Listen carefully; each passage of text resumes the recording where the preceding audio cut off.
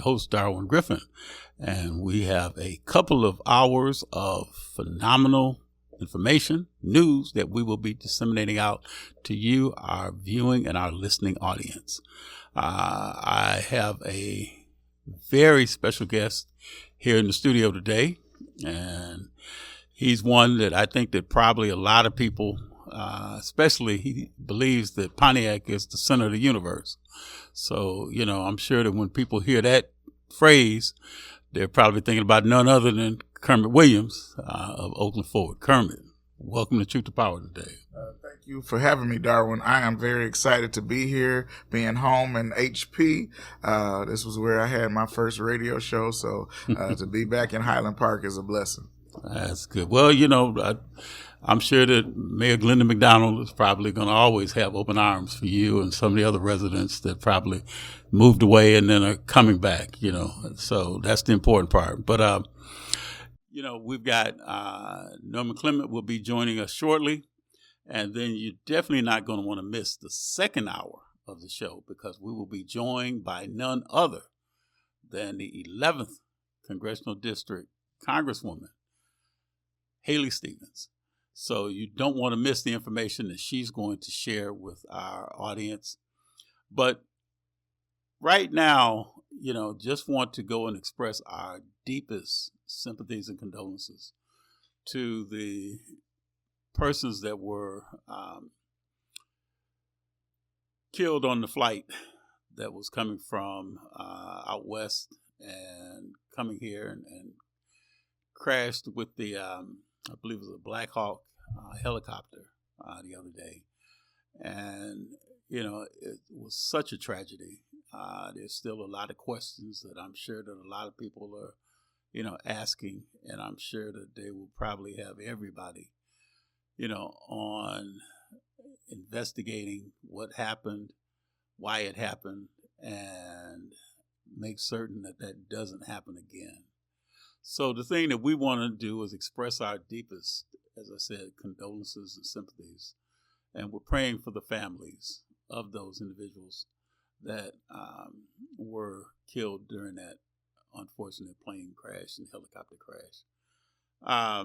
It's sad when you look and see the news and you're hoping that it was going to be a good news story, but then when you see a story like that, you're really concerned about not just the people the lives that were lost, but also the families of those individuals who lost their lives. So again, we want to express our condolences and sympathies to the family. This has been a real interesting last 10 days. And, last Monday, we had the inauguration of President 45/47. And there were a lot of people that were really concerned about how the president of 8 years ago was going to be the president of 8 years later. And there's a lot of conversation. One of the things that I will say, and I'm sure that, Kermit will attest to, is that the people that viewed the inauguration were really surprised about all of the executive orders that he signed off on. And there's still talk. There is a lot of talk about those executive orders. But, I want to, do this first before I kind of get into that part. But I want to say to our flyer that we had for this Truth to Power segment was a phenomenal flyer that was done by Mr. Reddick and by Ishmael Terry. And again, I want to express for the last couple of flyers, and those have been some beautiful flyers that he has created for the Truth to Power show. So again, I want to express my deepest gratitude and appreciation to them. Kermit Williams, you've seen a lot of flyers, I'm sure, with all of the events that you're putting out with Kermit Speaks. And But I think the thing is that what we're doing is trying to make certain that people get credit for a lot of the advertisement that they do for, our show, for your organization. But as everybody knows, that Ishmael is the president and founder of All for One. So again, he will definitely be appreciated. So Kermit, we know that there's a lot of things that are going on, as far as, say, in the nation. We know that also we can't avoid turning on the news and seeing something about President Trump or President 47. So talk to me, Kermit. Talk to our audience and tell our audience, first, a little bit about Oakland Forward, and then we'll kind of go into a little bit of detail about with President 47, because he gets all of the airplay and the news anyway. So let's give Oakland Forward some love now. Well, so we have Oakland Forward, which is our C3 organization, which engages, equips, and empowers residents through self-determination to collectively revitalize communities of color. What does that mean, Darwin?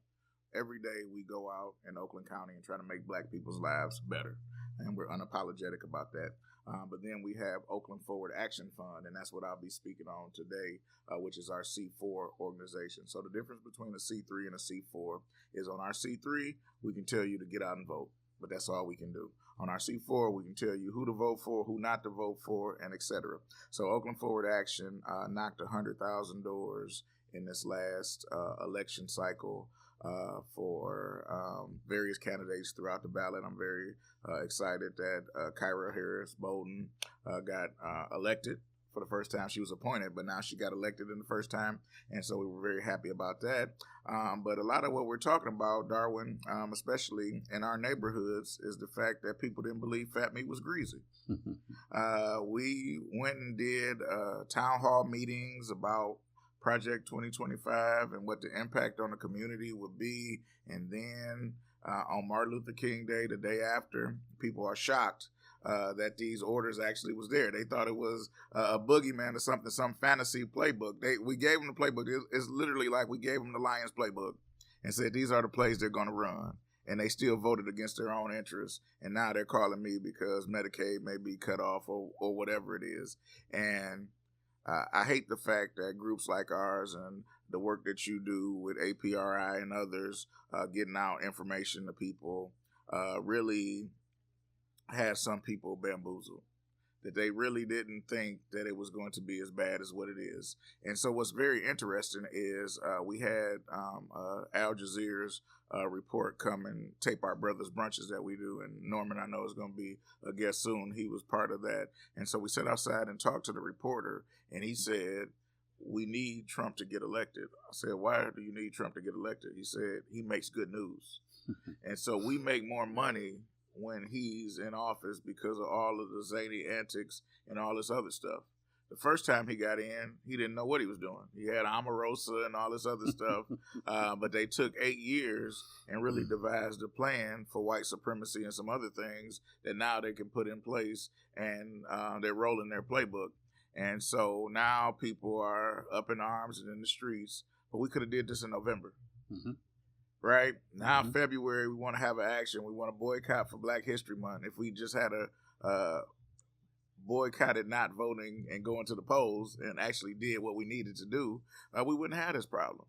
There's no reason that Michigan should have turned red in any shape, form, or fashion. With the amount of African Americans we have in the city of Detroit and the surrounding areas, we should have came out in numbers. But some of our brothers was confused. They were talking about social issues and other things, and they said it was about the economy. But we had to be quite honest. They didn't want a woman.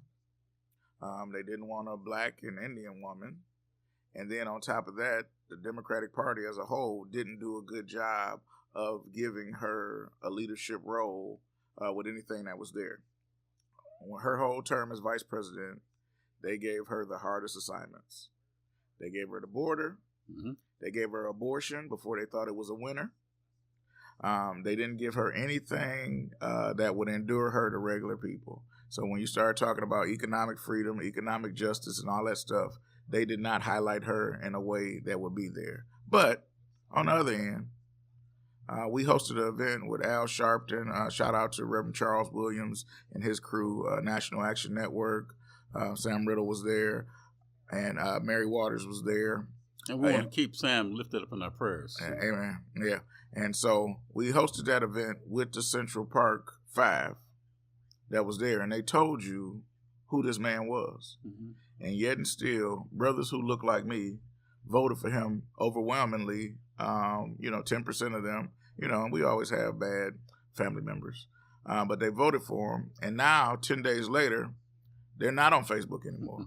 I can't find a conservative black man at this time, right? They're few and far between. So now you throw the rock and hide your hands. You voted for this man, and our Latino brothers voted for this man, and now we're dealing with the consequences, but everybody has scattered.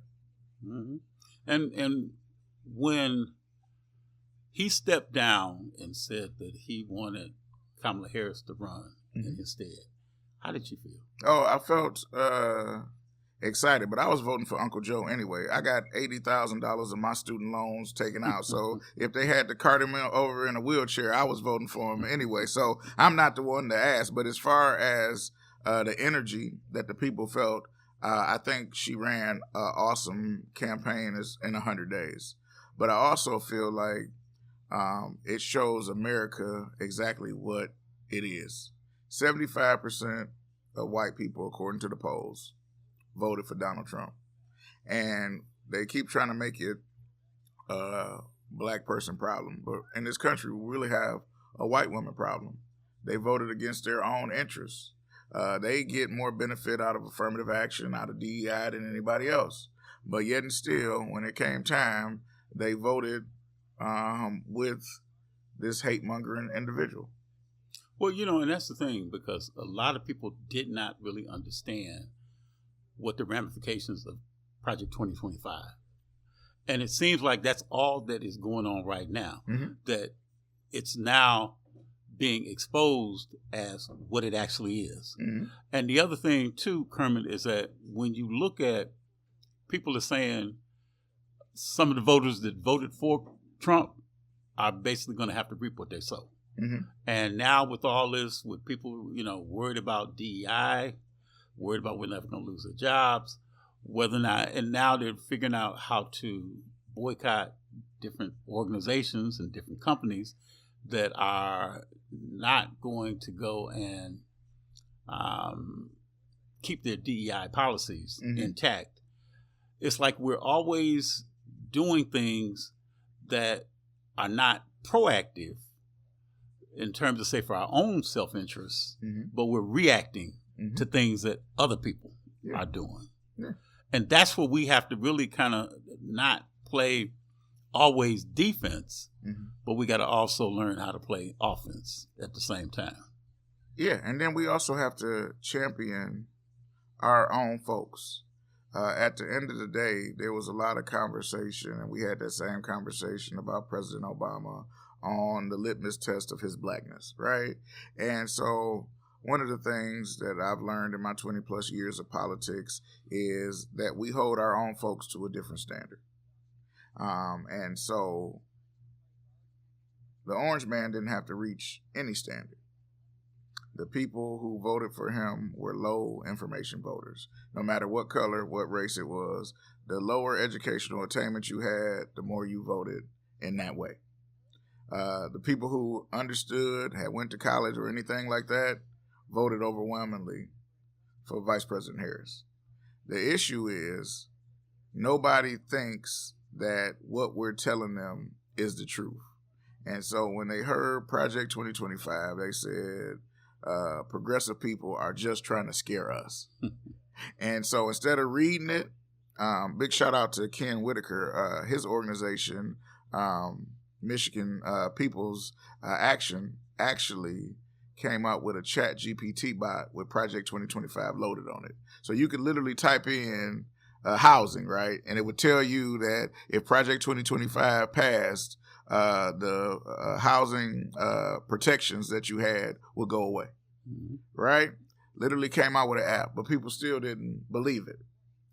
They wanted to believe other conspiracies, and they wanted to talk about the fact that she had locked up so many black men and all this other stuff. Well, as a prosecutor, that's your job. But they acted like it was a disproportionate thing, which we spent a lot of time trying to debunk what was there. And we spent too much time trying to do all that debunking all of the things that the Republicans were accusing her of, especially when it came down to, it seems like with the transgender, men that you would see on the ads that they were putting out, the ad that they put out when it came down to the Sonny Hostin interview that she had with on The View. And then the other one, in terms of, say, when she was, talking in terms, say, about her, whether or not if she was going, her ethnicity, because they were really kind of like, Trump would say that, well, does she know what she is in terms of, say, her ethnicity? So it seemed like everybody was talking and still putting Trump in their sentences and not taking Trump out. And it seemed like we were, as I was saying beforehand, we were still trying to defend and debunk all of the misinformation that was being disseminated out by the Republicans. Oh, listen, I agree. She came out with an opportunity paper for black men, and I didn't see any commercials with it. Right. I mean, the document is beautiful, talking about making sure that they had access to credit and loans from banks and other things. And nobody in the general populace even knows that that document existed because we didn't talk about it. But I think it's unfair the way that the party apparatus runs. Donald Trump has been running for 40 years. He just decided when he found his people with the Tea Party and the birther movement and all that other stuff, that now he has his people, that it's time for him to govern.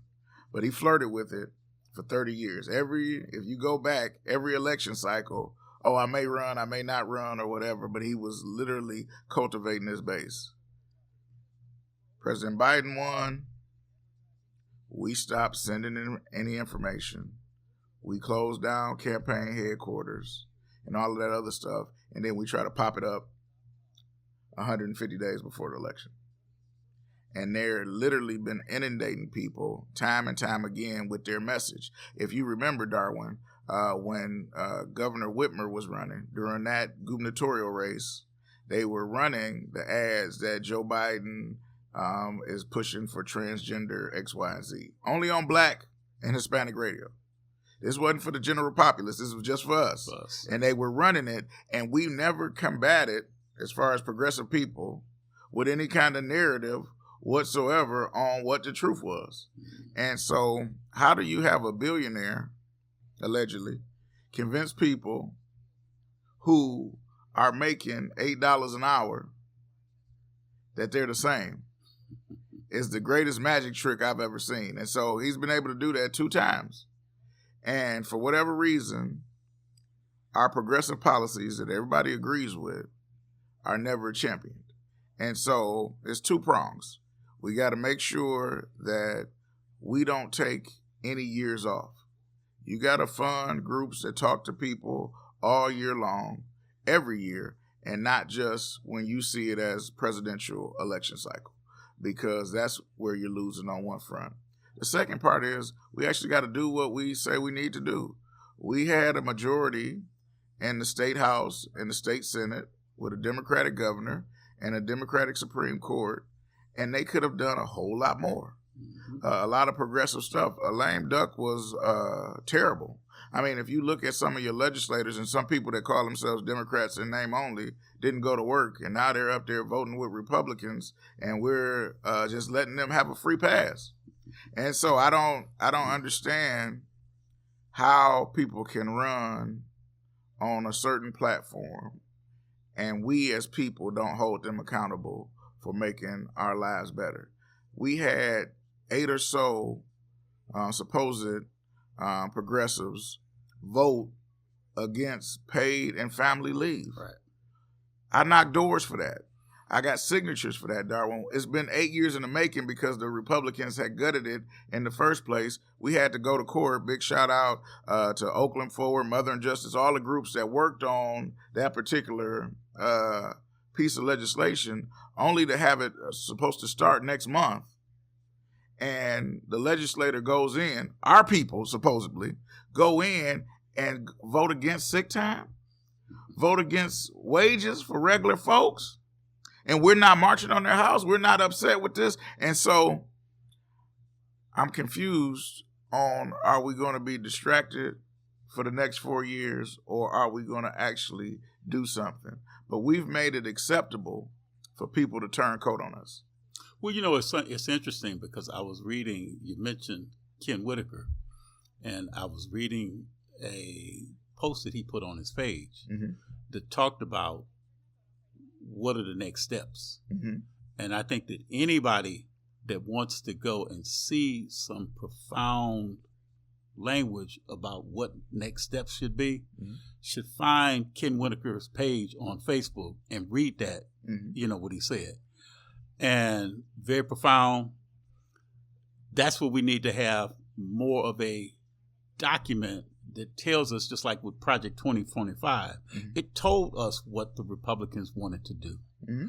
Now here you've got people like you, Norman, Ken Whitaker, and others that are laying out the blueprint for what can be done and do it now rather than do it later. Because that's where the problem is at. We're going to wait. Like right now, when we bring Norman in, you know, we looking in terms of saying we got a gubernatorial race coming up in 2 years. Well, next year, you know, we're going to start. But there are people that are putting their hats in the ring now. They're not waiting until 2026 to announce that they're running. Even though a lot of people are going to get caught up in all of the people that are running for the city mayors and city council people and those. But we got to remember, too, that state reps are running again next year. There's state senators that are running again next year. There is the gubernatorial race next year. And now we just found out, too, that there's going to be an open seat for the Senate. And now people are going to be scrambling, trying to figure out who's going to run for what. And now you've got a lot of people that are trying to decide. Some people are waiting to see who's going to declare first before they put their hat in the race. And then others are going to be, hey, I don't care who else runs. I'm putting my head in the race right now. So, Kermit, we're going to take a quick break, and we're going to bring Norman Clement in. So, again, you are watching Truth to Power, and this is my special guest. As I said beforehand, he thinks that Pontiac is the center of the universe, and he's going to probably express some of that probably during this next half an hour as well. So, again, we'll bring on Norman Clement, but stay tuned.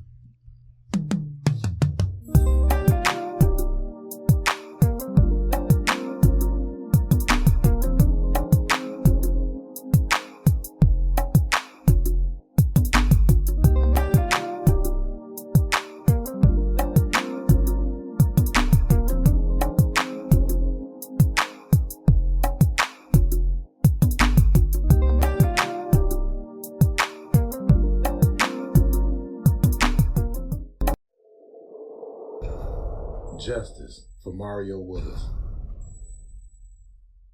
Truth. Facts. Evidence. Matter. Log into justiceformariowillis.com. Read for yourself.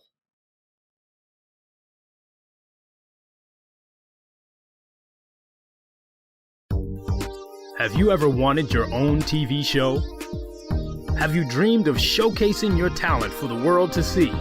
Well, now you can. Have your own TV show. You can have your own 30-minute show. Not only will you be seen in the Detroit area, but you can be viewed worldwide. For more information, call 313-868-6612. Visit our studios and receive a free TV interview to promote your business, church, or organization by appointment only. Hi, I'm Eric Sabri, your Wayne County Treasurer. Are you living in the home of a deceased family member and you're facing property tax foreclosure, or maybe you know someone who's in the same situation? The probate process may be helpful to you. If you file a probate petition and notify our office, the foreclosure proceedings will be halted during the probate process. We have several nonprofit partners who have free attorneys who can assist you. Contact our office, 313-224-5990, or email us at taxinfo@waynecounty.com. Don't lose your family property. Some of these properties have been in the family for 4 or 5 generations. Contact us now. We're here to help.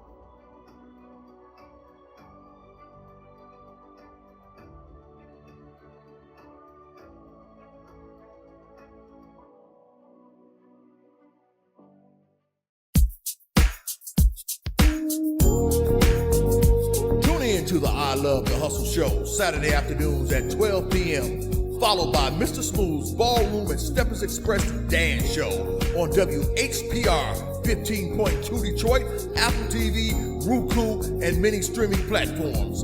See you Saturday.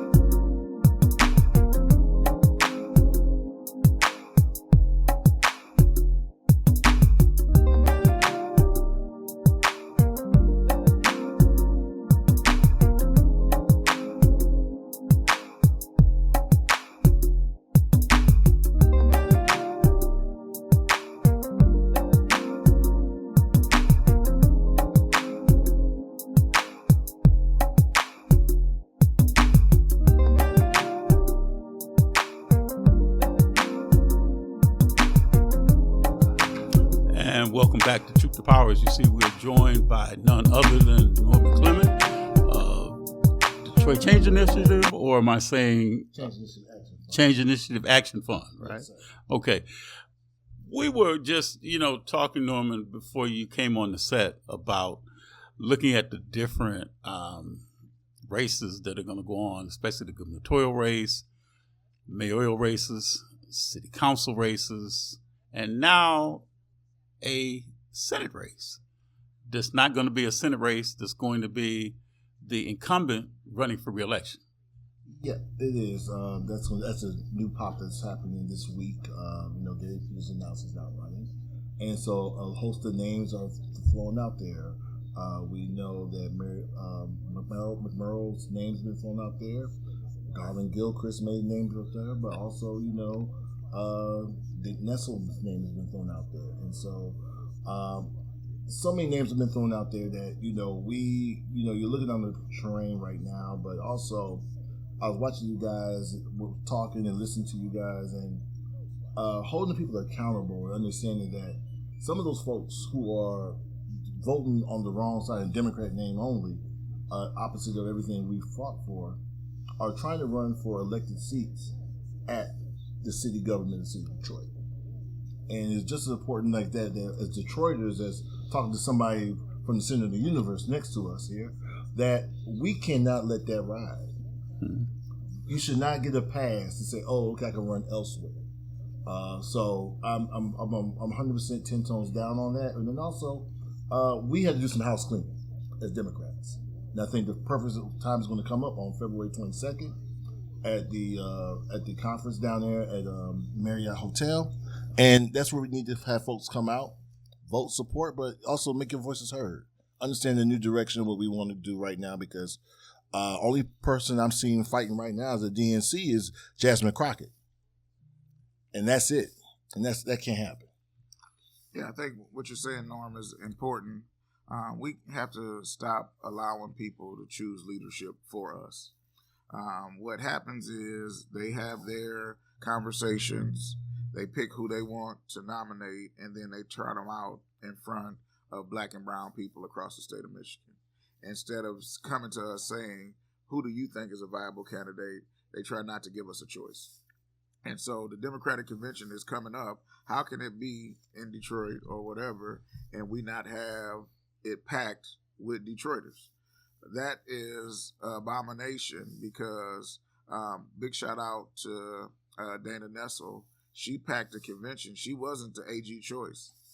She wasn't the one that was backed by the people, but she got busloads of folks to come in. She first did. time, the Democrats or whatever, and now she's AG, and you're mentioning her as a possible Senate candidate. Now, one thing too, not to cut you off, Kermit, but the thing is, let our viewing audience know, why is she a candidate for that seat, and also Gretchen Whitmer and also Jocelyn Benson?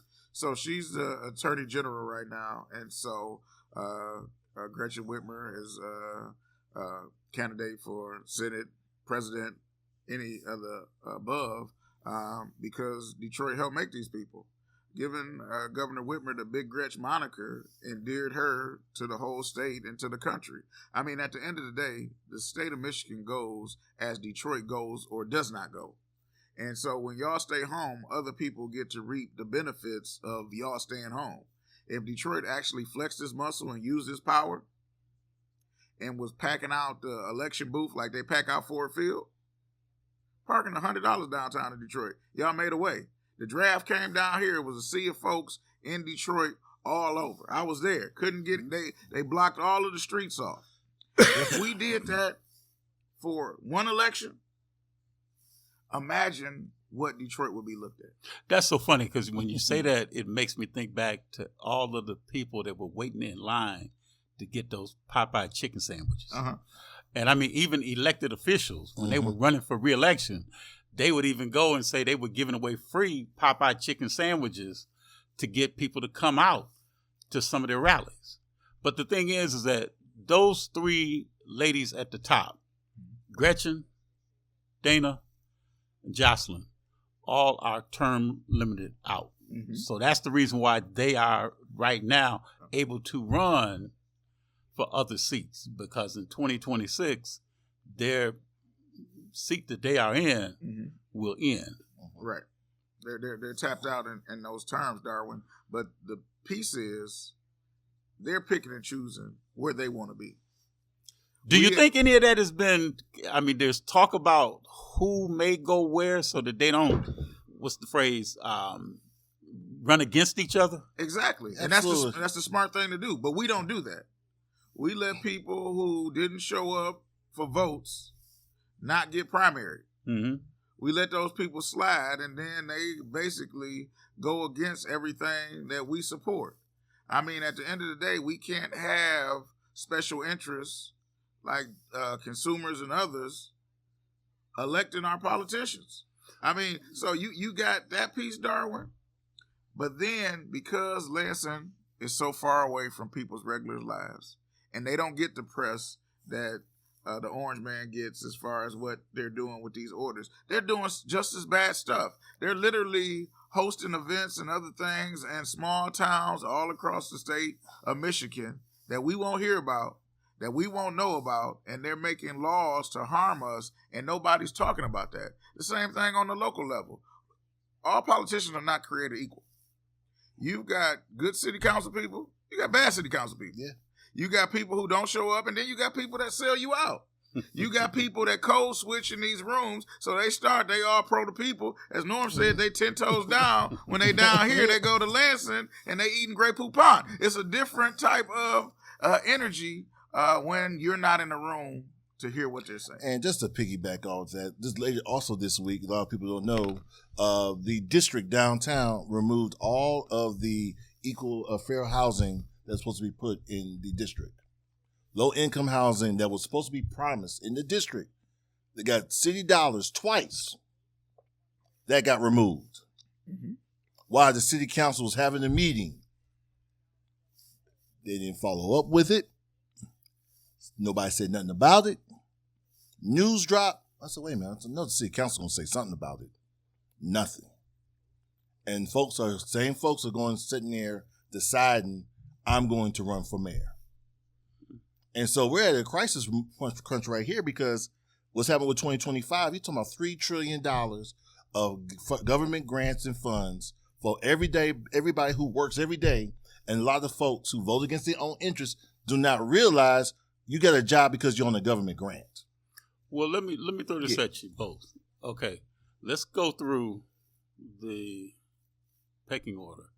So I'll ask you both. For governor, who do you think are the candidates for the Democratic side? And then also, I'll ask you too, if you want to dare, who do you think will be on the Republican side running for governor? Republican side is going to be John James for governor and Senate. Either with he has his pecking order on that side, or Mike Rogers is the other one.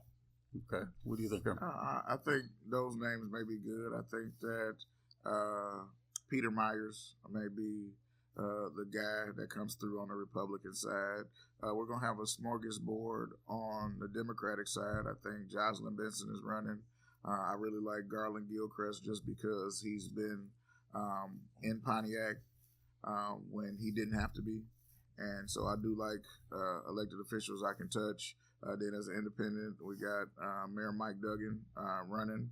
And so I think it'll be two more people that'll probably jump in the race. I don't know who those two people are. Well, one person I'll say that I've heard is the gentleman that's the sheriff of Genesee County. Oh yeah, he's running. Yeah, he's been making some inroads, and he's a nice, personable guy. He's been to the labor marches and that other stuff. I'm concerned not just about the governor, because if history repeats itself, it's hard to hold power after 8 years. Okay. So the question really is, are we putting a Senate and a House in place that will stand up if we do have a conservative governor? And that may be the trend. That's what I'm worried about. I'm worried about the fact that you have to tell regular people when we had power that we didn't utilize it in the way we should have. So I heard the best quote in my life, and I always refer to it. They say, Democrats fall in love, Republicans fall in line. And so... Say it again. Democrats fall in love, Republicans fall in line. And so Democrats, because it's the Big Tent, is always trying to build consensus before they take any kind of action, right? Mm-hmm. Project 2025 shows us that Republicans have a playbook. They're going to run those plays with no audibles, no hesitation, no anything, because they're not trying to get a Democratic support for their vision of everything. I feel like the term bipartisan shouldn't mean that we get one Republican to vote for it, and now it's a bipartisan bill because we've caved on the things that we actually believed in order to get that together. It's a reason that we vote for Democrats, we vote for Republicans, we vote for the Green Party. It's a reason that we pick out these people. And so when it's time to govern, we really need to push and run a Boston. That's what didn't happen. At the end of the day, lame duck couldn't get things jammed through because everybody had their priority. But if you had been doing that for the whole 2 years, you wouldn't have had it. Now, don't get me wrong. At the beginning, they passed a boatload of legislation, but things that I care about, like emergency management, that destroyed my city, destroyed your city, and had 50% of all African Americans under it at a time, is still on the books. Hasn't been visited and all that other stuff. Then I look at the federal level. When we had power, we let Joe Manchin and Christine Sinema hold us hostage, and now you see why you're losing, because we didn't get George Floyd passed. We didn't get the John Lewis bill passed. We didn't get Build Back Better. We didn't get any of those things that we needed because we had two Caucasian people holding it up. And instead of holding them accountable, we literally said, you can stay in that seat. We should have been boycotting and marching on their house and doing all of these things that we need to do, because everybody who has our jersey on is not on our team. Say it one more time. Say it one more time. So everybody that has our jersey on is not following the same playbook that the jersey denotes. And so when that happens, when you have a coach that's like football or anything like that, if somebody's not following your play or doesn't know the plays, you take them off the field. Mm-hmm. You bench them. And so that comes in-house. That comes at this convention on the 22nd. This comes as they're doing the election right now this weekend in Minnesota. But we, the people, dictate what happens on the 22nd. You can have all the people that you want to run, but everybody said, no, we ain't with that. Mm-hmm. And you have to fight in that standard in that. But Norm, it also comes down to regular people power. Yep. We got to organize. The issue I have, as Darwin said earlier, is that there's a reactionary piece to what we do. And I understand people's lives is busy. And when TikTok was about to expire or whatever it was, people were rallying from all over. Sure were. We had everybody doing that. But when it comes to our communities, we don't speak up until it's time. And so what we're doing at Oakland Forward Action Fund on February 5th, Darwin, we're having a series called We Run This, and we're teaching people how to run for city council, how to run for library board, how to run for school board, because they need to know that some of these people do not deserve a free pass. You mentioned that state reps are up next year. It should be some people on the ballot just because they looked at their voting record and says you voted against earned paid sick time, and we're running somebody against you, and not waiting for somebody else to tell us. How do we allow other people to govern in our community? How do we do that? At the end of the day, we got to have self-determination. So the same thing that King and Malcolm X was talking about, we need to be talking about today. It's very interesting to me, and I know we in Highland Park, so it's not going to be too controversial. But they didn't get the real flack when they were talking about racial issues. As long as Dr. King was talking about lunch counters and black people being able to sit and all this other stuff, life was fine. When he started talking about the war and the Poor People's Campaign, and when Malcolm X came back from Africa and was able to say, I saw people that were my brothers that were not my skin color, and we need to make sure that everybody has economic freedom, that's when they got assassinated. And so the same thing is happening in our community, because when it's time to really talk about how we make moves economically, that's when the dissension comes in. That's when they send somebody from the outside to do whatever they're going to do with our people. And then we'll put our people to a different standard than we hold everybody else. Sure. And that's the problem. We'll say, oh, okay, well, I don't like the fact that in 1972, he didn't pay his child support. So regardless of all the civil rights fight this brother did, I'm not supporting him. We got to stop that. Because what we do is we hold familiarity against people. We know this person because we came up in the movement together. And so now, because they had a fight on the battlefield, we're not going to support them, but we'll support somebody that we don't know at all. Mm-hmm. So even as I look at Senator Peters retiring, his first elected position that I can remember was state senator for the city of Pontiac. And so he ran against a former city council person from Pontiac. So I always think, if that election had turned out differently, would that council person have been a U.S. senator? Right. Because they put him on the track. Right. Gary Peters did an excellent job. But what I'm saying to you is, as a community, when it comes to those vocal points, we often don't pick our own because we know their story and we know their struggle, and we can't get past seeing them in the fight. True. Well, now I want to ask you too. Now let's go to the Attorney General. We looked at candidates that probably could run for the gubernatorial seat. Attorney General, any thoughts about that? Who's running, Norm? In Michigan? Yeah. And I'm gonna throw one out. I'll throw one out. Rumor has it, and I'll give you guys a chance to. I haven't heard anyone. I haven't. I know it's term, but I think everybody's sitting back and waiting. Well, I'll tell you a person that I think, this is just me, that I think that Eli Savage from Washington County, the prosecutor, I think there's a chance that he may, and I think there's other prosecutors throughout the state that may be, looking at that. I think that Savage is a very, very savvy prosecutor. Mm-hmm. And I think that there's a lot of conversation, in terms of saying, trying to find somebody that can take, Dana Nessle's place. Mm-hmm. And I agree with you when you said before, Kermit, about how Dana Nessle just broke the playbook when she brought and bust in all those people to come in. And I was there at that, at that convention. And I mean, I'm seeing people look like folks with marching bands and all that were coming in. Mm-hmm. But the other person that, as you were saying before, that she beat was Pat Miles. Mm-hmm. Right. Now, that's the other question, too, Norman Kermit, whether or not if he may come, back out and run. Well, I hope he will. I think that Karen McDonald, our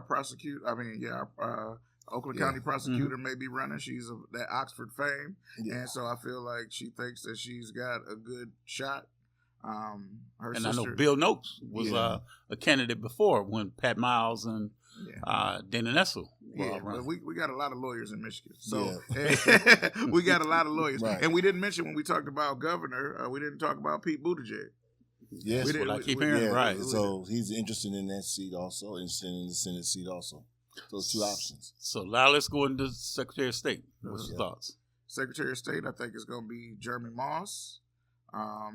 Agogo is he's now the Assistant Secretary of State now. He's the assistant.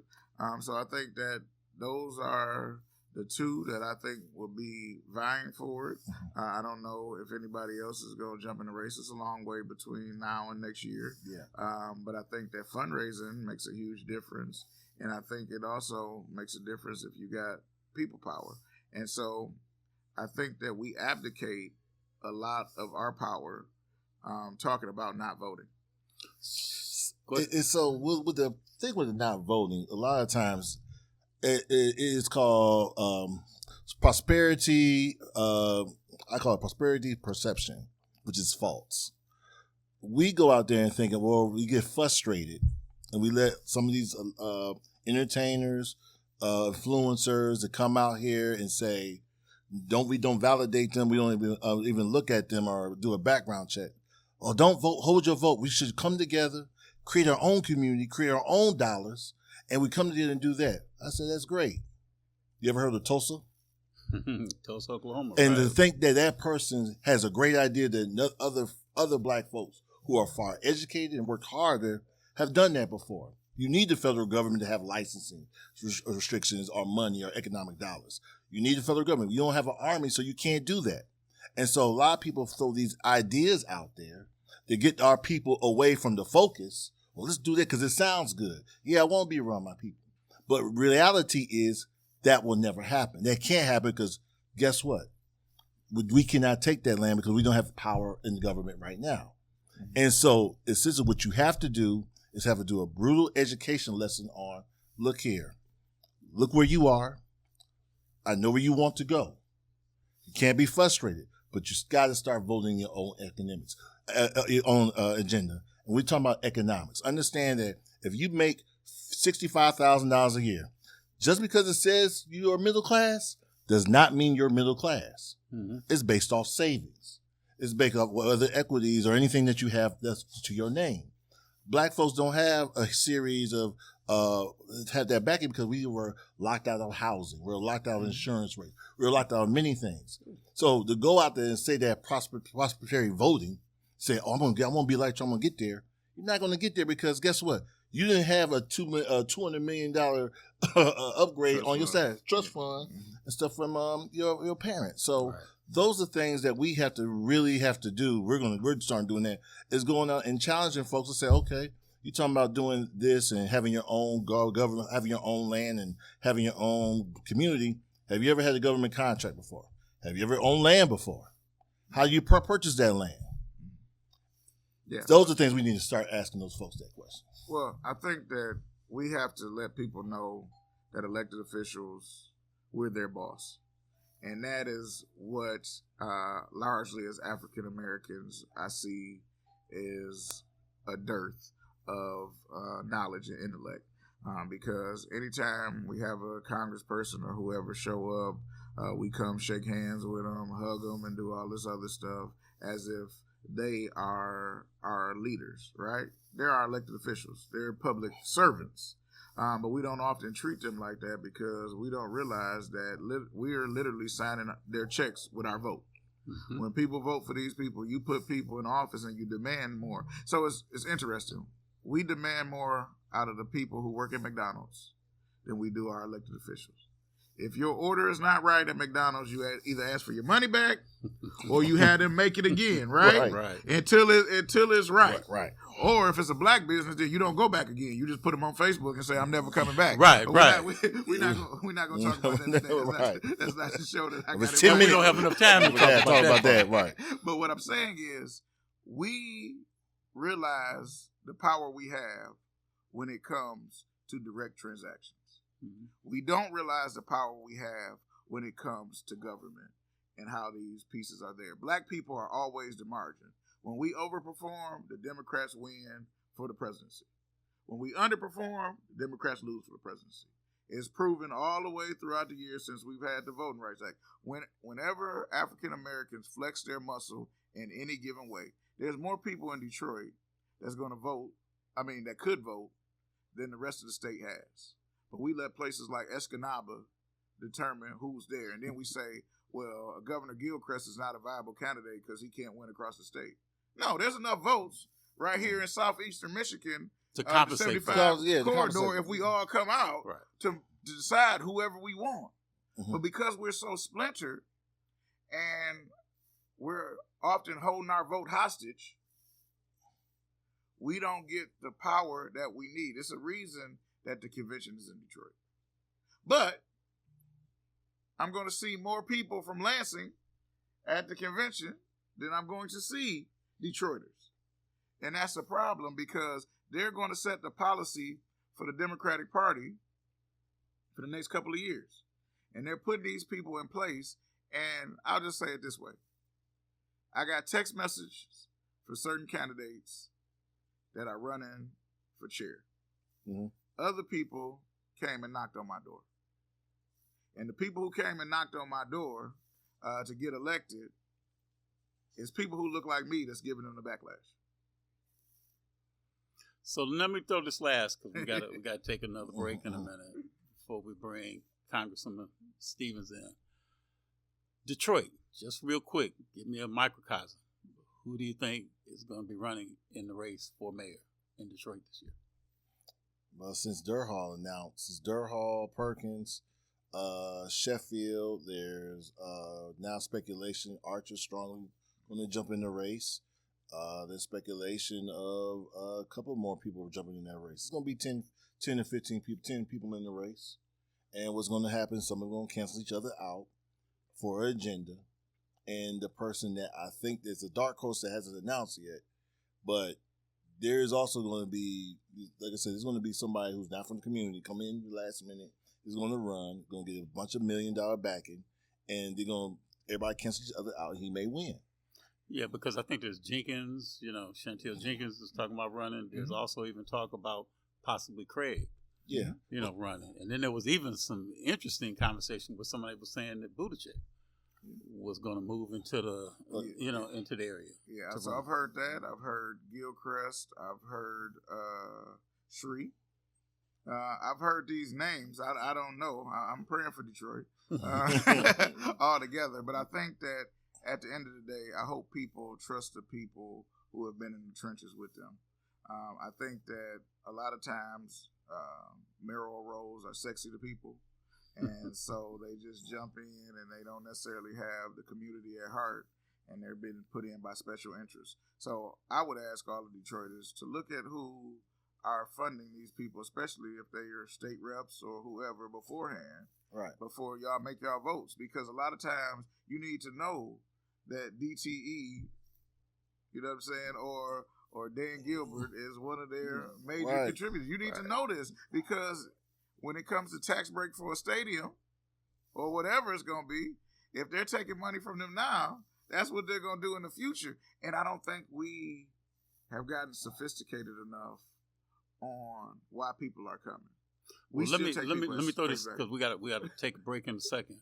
But I'm going to ask you, Kermit, to give what do you think are the qualifications for mayor of a city? Just real quick. Yeah, real quick. For a mayor of a city, you need honesty, you need integrity, someone who's going to manage the finance, and then you also need somebody who will listen to the people and get out the way. A lot of times we vote on personalities and not on actual credentials. And so people are what they do. And so if they haven't been doing what they're supposed to do as a city council person, school board person, library board person, don't think that putting them in a higher office is going to make them better. Elections are just like marriages. Whatever the problems is before the marriage only gets amplified after. So if a person was running for mayor, you think that they need to have a real good ground game to get out there and knock on doors like you were saying before. But they got to knock on doors. They got to call people. But sometimes, people can fund their way to an election. So you got to realize that you have to have a coalition of people. I tell people all the time, the best thing I ever learned when I was knocking doors is if I got to introduce myself to you, I don't have your vote. I got to work on that. Gotcha. Good point. All right. We're going to take a break. When we come back, we'll be joined by none other than the Congresswoman from the awesome District 11 in the great state of Michigan, and that is none other than the Honorable Congresswoman Haley Stevens. Stay tuned.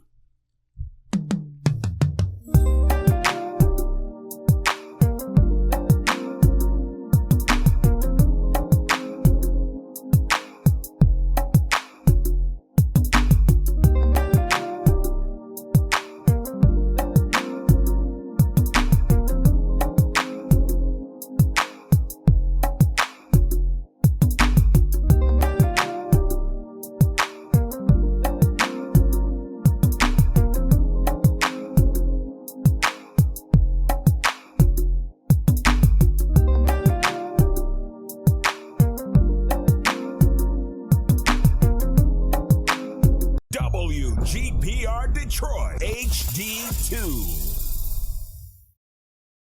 You're watching WHPS, Highland Park, Detroit.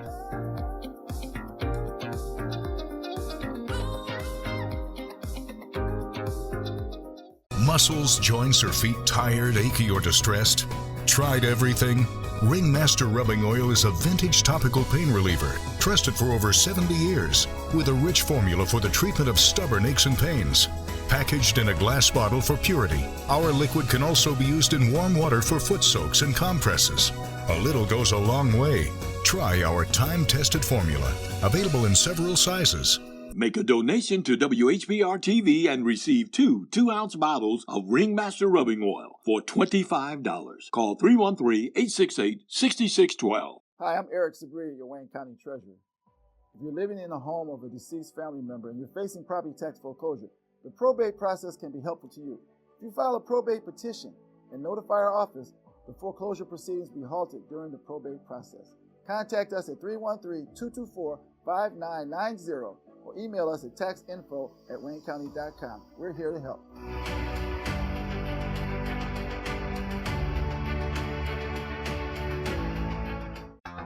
I'm Deborah Geraldine Bledsoe Ford, and I'm going to tell you about Michigan's other first family of law.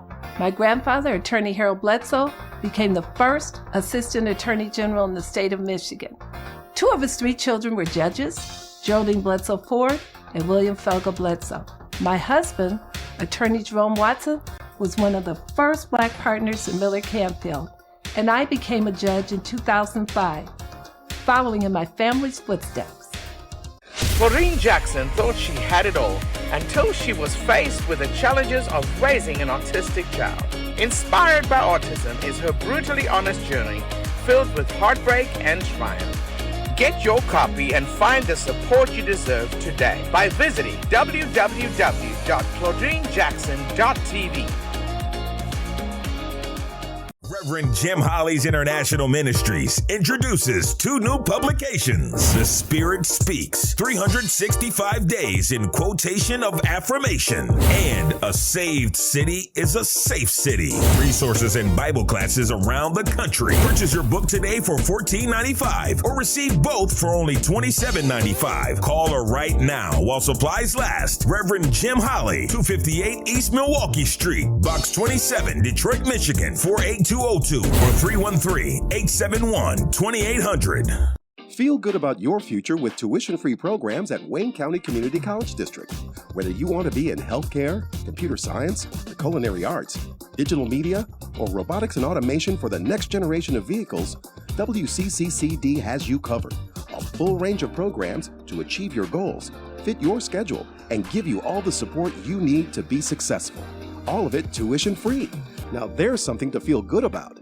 Register today at wcccd.edu.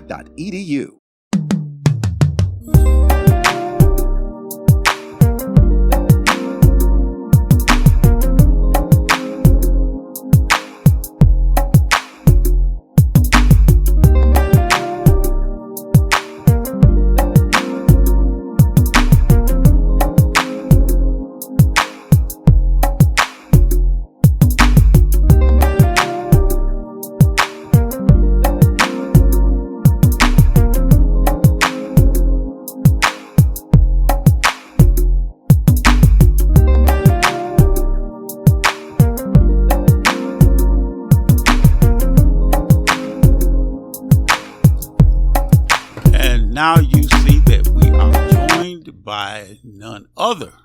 And I need to really give very little introduction. But I should do this. I should let the person who is in your district introduce you. Kermit, would you do the pleasure? I have the great honor of introducing my congresswoman, congresswoman that shares the center of the universe, Pontiac, Michigan, along with most of Oakland County, who's been doing a phenomenal job, the illustrious Haley Stevens. Thank you so much. I'm glad to be with you, gentlemen. Well, we are so proud and so pleased that you joined us in the studio today. You bring, not just as he said, illustrious, but you bring so much beauty to the, there's handsome, there might be just me, but then there's beauty right here in the middle. So we are so pleased to have you here. But just want to ask you too, you represent the 11th district. Where and what encompasses the 11th district in the state of Michigan? Yeah, it's always so funny with these congressional districts. They're just numbered, but they're destinations, they're communities. They're comprised of about 745,000 people, sometimes even closer to 800,000 people. And right now, the 11th district is Oakland County. I used to have, in the old 11th district, some Oakland. It was about 60% Oakland, 40% Wayne. Oh. And then they kind of drew it because they had really gerrymandered it, honestly. I mean, you'd go down Woodward from Pontiac to Ferndale, and you'd go through 3 congressional districts, maybe sometimes twice. So now we've got 26 communities in Oakland County. On the west side, we've got Commerce, Farmington Hills, White Lake, Waterford. We start itching over. We get Pontiac, which is a lot of fun because before I had Waterford and Auburn Hills, but I didn't have Pontiac. I kept saying I'm driving through Pontiac, but that's not the district technically. They drew Pontiac in with Detroit. I mean, that was represented by the great Brenda Lawrence, and it was an amazing district. But they cut out communities. So now we've got this nice corridor, and then we go on the east side of the district, and we got Madison Heights, Hazel Park, Pleasant Ridge. As you get a little more south, we go right up to 8 Mile. And this is really a beautiful district. Oakland County has about 1.2, 1.3 million people. The congressional district's 800,000. So it's the Oakland County seat, but it's not all of Oakland County because the county's just slightly bigger than a congressional district would be. Well, Congresswoman, I would be remiss if I didn't allow you to give a shout out to the young man that came here with you today, as well as to your staff that made this visit possible. So you can mention your namesake, Haley, and then you can also mention Brian. So you can go and kind of tell them. For sure. Well, and let's talk about that because I'm a federal representative, and I pass the nation's laws. And I live here in Michigan. Anytime I'm done with votes in Washington, D.C., I'm eager to get back home and breathe the air of my community, see my district, connect in, hear what's on people's minds, and then go back to Washington to take their interests, their feedback into the halls of Congress. That is really the beauty of the job. But it doesn't get done without an amazing team of people. Absolutely. And what people need to know is that my office is here to help you. We stayed open during COVID. We responded to calls. I've got an office on Northwestern Highway in Farmington Hills. It's run by Colleen Pober. It's run by a man named Michael Tash. We've got Brian Gallagher, who's the office coordinator. So when you walk in, you're going to see Brian Gallagher. And these people are so dedicated to helping the community. And so we have returned $130 million over my 3 terms in Congress to the residents of the district. And my friend Kermit Williams here knows this because what we've been able to do when somebody says, my Social Security's just been gummed up, and I'm not, and that there's goofs with Social Security. We can call and figure it out. Disability, Social Security disability, make sure people are getting their payments. IRS issues, which can be a real headache. Are you getting your rebate? Are you getting your check from your filing your taxes? It doesn't sometimes get to people. We figure that out. Sometimes people are in an emergency situation with a passport Go to the State Department, apply for your passport if your passport doesn't get you. So that's what my office in Farmington Hills does. And I've got the phone number. I'm going to read it for people. It is 734-853-3040. 734-853-3040. Call my office, 734-853-3040. We are here to help you. And then if you have the privilege or the interest in coming to Washington, D.C., well, we'd love to see you. That is my favorite part of the job. A lot of times people want to come with their kids or their grandkids. I've got this one grandma. She's taken each of her grandsons on a trip to Washington, D.C. And so I get to greet the grandson. It's so fun. They always plan it the right way. We get people tours. They're always welcome to come into the office. And we're also eager to help with the tours. We can even make requests to go into the White House. I don't know if people want to go into the White House right now, but we can do that. We can do a tour of the FBI, a tour of the Library of Congress, the Congress and the Capitol buildings, all of that. And that's just another way to interact with your government. And then, of course, issue advocacy. If people want to come to the nation's capital, maybe they want to see me, maybe they want to see some other people. Other members of Congress, senators, they're able to do that. And they can say, why are we not working on this? Maybe it's clean water. Maybe it's housing. My best bill ideas often come from the people. Mm-hmm. So. And now, when you're saying from the people, like Kermit, who's in your district, what are some of the things that you are looking to do, especially like in the Pontiac area, where Kermit, former city council president, and we all know what Kermit has aspired to want to do in the future. Mm-hmm. But what are you doing in terms, say, for the residents of the great city of Pontiac? Well, first of all, Kermit's on speed dial, so he knows how to reach me. And I'll tell you, this is a guy who sees what's coming down the pipe. Mm-hmm. He sees it before most other people do. And I'm just going to tell you a quick little story. We had a major election in November. It did not go, for all intents and purposes, particularly for president, the way we wanted it to go. It didn't. I was supporting Kamala Harris with every fiber in my being. We were campaigning our tails off. We were spending a lot of time in Pontiac. She lost. Now, people always say to me, are you getting a break after the election? No, there's no break. That's then the time to get back to work. Mm-hmm. So less than a week after the election, I head back to Washington. And Kermit doesn't just call me if it's not important. He's not just, it's not a casual call. He reaches out if I need to know something and to bring something to my attention. He said, Stevens, there's a bill coming to the floor that's not going to be good for people. He saw this coming. And I thought, Kermit's reaching out to me about this because this will impact nonprofits. Mm-hmm. And I really credit him because ultimately we had a couple rounds with the vote, but my final vote on it was I didn't vote for it. It didn't go anywhere. It didn't pass. And now Donald Trump doesn't have even more ability to pursue targeting nonprofits that are doing things he doesn't like. And at the time, Joe Biden, when I was taking that vote, if you think about it, it was after the election, Joe Biden still got 2.5 more months as president. So that's a broader issue. But I also want to share that Kermit was the first one to reach out to me, and then the other nonprofits in Pontiac reached out to me. So in ways in which we're working with Pontiac, one, Pontiac is the destination. It is the county seat for Oakland. That is true. That is why Dave Coulter, with his amazing leadership, is moving the Oakland County government to downtown Pontiac. That will be a focus not only on how our county operates and with all their great executive services, but that's going to be a way to bolster small business. We also have to understand that Pontiac isn't an island on its own. It is the size of about, what's Kermit, 60,000 people? 62,000. 62,000. There we go, 258. He's got everyone counted. He's got everyone counted in Pontiac. And that's not the biggest city in Oakland County. Right. Farmington Hills and Troy have about 20,000 more people than Pontiac. Royal Oak, though, is the size of Pontiac. And I want to maintain the special nature of Pontiac. I want it to continue to be the place for the people who live there, who innovate there, who work there, who shop there, to grow and thrive.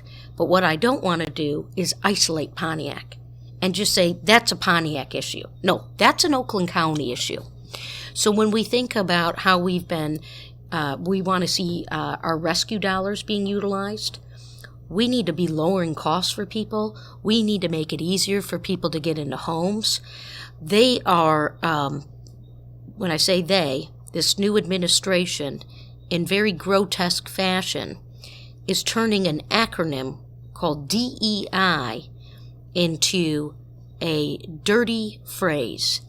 And that is so damaging, and it is so dark to our full exercising of our economy, and it is putting into place bias, and they're saying, well, somebody's only in this role because they're a DEI hire. What do we mean by DEI for the people listening at home? Diversity, equity, and inclusion. 4 years ago, 5 years ago, that was not a dirty phrase. Right. It was not something that they said, we're going to tackle. The president, 10 days into his job, 11 days into his job, right off the bat says, I'm cutting anything for DEI. We all know that the more diverse a community is, the more diverse a business is, the more equity we have, the more we all profit. And I'll tell you this, not just because I'm a politician and I'm trying to say the right thing. I know it's true.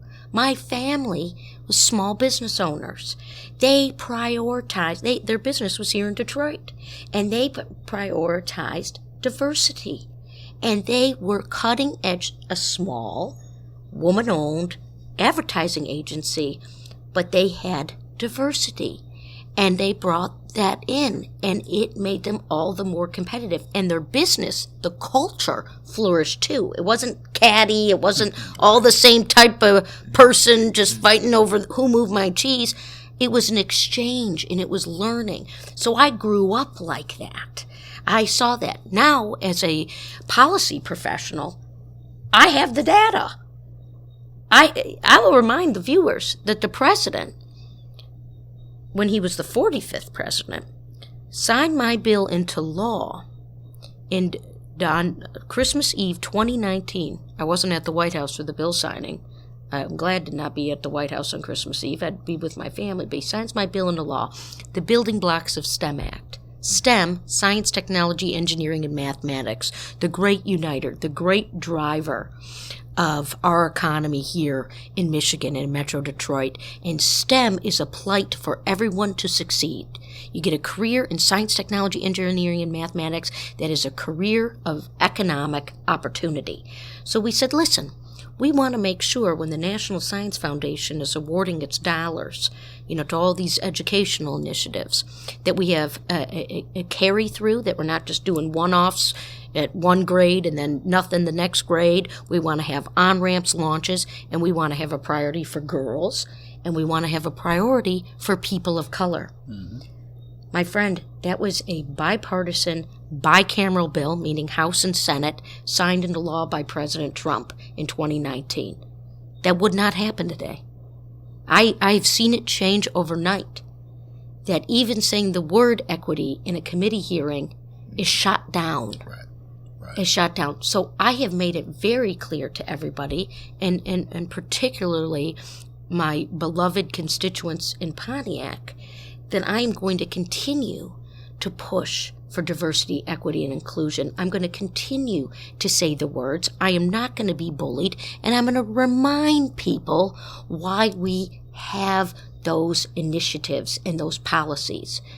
Kermit can talk to you about the schools.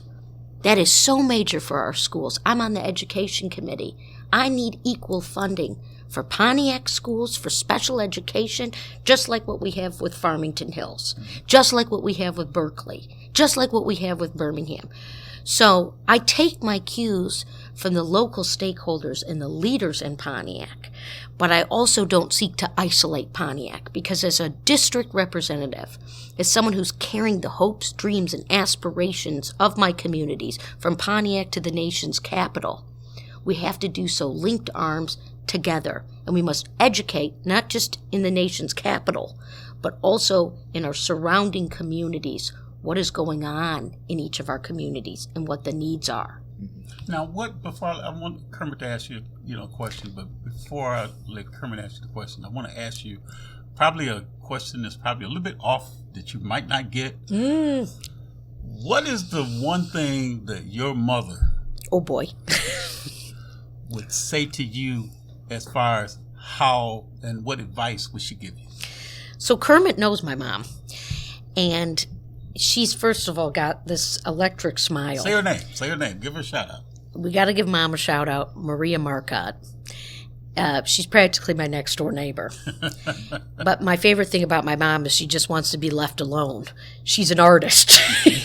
So I'm the one who's got to rap on her door. She's not rapping on my door. She goes, I need my blocks of hours to paint. And tonight I'm going with her to the art center. She's got 2 paintings in the show, and she got the President's Award. She is an exceptionally talented artist. I probably should have brought in some of her artwork to show, but look, next time. Yeah, next time. Definitely have you bring some and that would be a treat. And again, her name's Maria Marcotte, and it's total hobby. Although you know Irma Hayes, yes. So Irma's linked arms with my mom. She got my mom to display some of her artwork at her studio. Totally gets my mom out of her shell. Because again, this is a hobby. She's just got stacks of these paintings. I mean, this stuff is remarkable. Then she sells 2 paintings of my mom's. And my mom, she doesn't sell her art. Everyone's always trying to buy it from her. She doesn't want to do it. She goes, okay, it worked. Irma got me out of my shell. And Irma had the art center down in, or the studio at one point in Pontiac, but then she moved it up to Waterford when she had to move. But you asked me about advice. And I'm going to tell you something that my mom told me a long time ago, that you got to keep it front of center. Expect best intentions until they show you otherwise. So you meet people from a place of love, you meet them from a place of good, and you're not questioning, is someone really trying to take me down? And as someone who's in the public eye, who's always, I got an election every other year, so I am always running for something, right? My next office with Congress, because we run every other year. So it's like it doesn't stop, and people say, I can't believe you get to run every other year. I said, that's what the Constitution says. We're the will of the people. We're the closest to the people in Washington. That's, again, why I come home and come back to the district. But Kermit's done it. I'm doing it. We're doing it. You're up there, and you're talking to people. You're giving addresses. You're speaking. You're communicating. And sometimes you can say, even though I'm comfortable speaking to people, maybe this is a little nerve-wracking if I'm in the middle of an election, or if I, have to hear from some people who are upset about something. And so you got to say to yourself, expect best intentions. Everyone wants me to succeed. Mm-hmm. No one wants to see a bad speech or hear bad words. Think of Martin Luther King in that regard. Mm-hmm. He had a lot of enemies. Mm-hmm. He had a lot of people who didn't like what he was doing, but he moved people through his words and his vision. I'm not saying I'm going to aspire to be Martin Luther King, but it's for the kids watching at home, you have to remember that. And the final piece is that with the great Maya Angelou, the incredible poet and spiritual leader, people don't remember what you were wearing. They don't even remember the exact words you said, because you can't dictate exactly what someone says unless you got it recorded and you're playing it or something. But they remember how you made them feel. That's right. And so that ties right back to that expect best intentions. You can set the expectation of good and of love. Absolutely. Yeah, Congresswoman, my question, because the election didn't turn out the way that I thought it was going to turn out and needed it to turn out, there's a lot of people that are disenchanted and feel hopeless right now. What would you tell them first about hope? And then what's some of the things that we can do in this political climate to make sure our communities are good? Yeah, and it's about that. It is all about community. And we have a big, complicated country. It is large. And it sometimes today feels like there are more things that divide us than unite us. I'm over there in the nation's capital. Every zip code in the country is represented. I get to meet people from all over this country. People who think I have an accent. Well, I kind of do, but from the Midwest. Then I got the Southerners. I got people in one person in Alaska, because they only have one House rep. They got 2 senators. You know, we all come together, and we're all on the floor voting together, and you see them. And even if some of them their names are in lights and they're getting all this attention, that floor of the House is the great equalizer. Floor of the House is the great equalizer. And so when you think about shutting out this negativity, Kermit, you know, and when you really think about how we can just tone it down a bit, that is so important. And so I just kind of sometimes feel like we're too busy fighting, and we're not busy enough collaborating. But color in your question again for me a little bit. Just what will you tell people? Yeah, about hope. About hope. Yeah, because I want to get to that in a more substantive way beyond just okay, we can figure this all out, not fight. I need to hear from people. People need to feel heard. Around that vote with the nonprofits, when Kermit chimed in with me, my statement was that your activism and your voice always matters and will always be heard by me. That's job number 1. Listen. And guess what? If you're not learning, you're not living. So we need to be learning. Listen, learn, and then lead in that order. That is my mantra. Now, in terms of what people who are feeling frustrated or hopeless or disenchanted, what they can do, your power, yes, it lies in the truth. We're going to always do truth to power because the truth reigns supreme. But we're going to find power in our communities. We have to be involved in our communities. And yes, we need to be involved in elections at the local level, at the state level, at the county level, at the federal level, all of that. But I'm going to tell you, I'm not invited to Mar-a-Lago. I'm not even calling down there. I don't know how to call down there. I don't know if, even as a federal representative, I don't know if my congressional pin would get me into some of these federal office buildings on USAID, at Treasury. And so I want to be crystal clear to people about how we utilize our power together. We do, yes, let's go back. We've got to speak the truth. As Congress members, we've got to conduct oversight, we've got to authorize, we've got to appropriate. Kermit, you know I'm a consensus builder. You are too. We both know as elected people, we know how to compromise when it's right. But I'm going to tell you right now, I am not leading with compromise until I see what is being offered. It is a very, very, very tight majority in the Congress for the Trump party. The Trump party. I don't think they're Republicans anymore. I think it is the Trump party.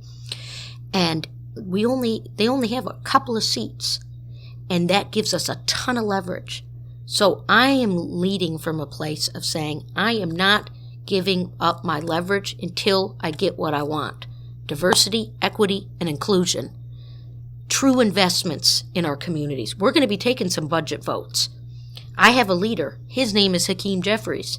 He has spent some time here in Detroit and in Oakland County.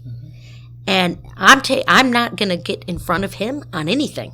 I'm going to take my cues from him. I'm going to listen to him.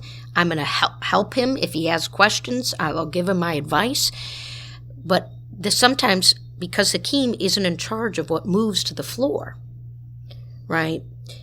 People say, okay, well, we got a defense bill that we're voting for. Now, the defense bill, and I am not here to target any of my colleagues, it's normally something people vote for. The troops get a pay raise. And by the way, our troops are very diverse. These are, community service members of color. We want to see them get a pay raise.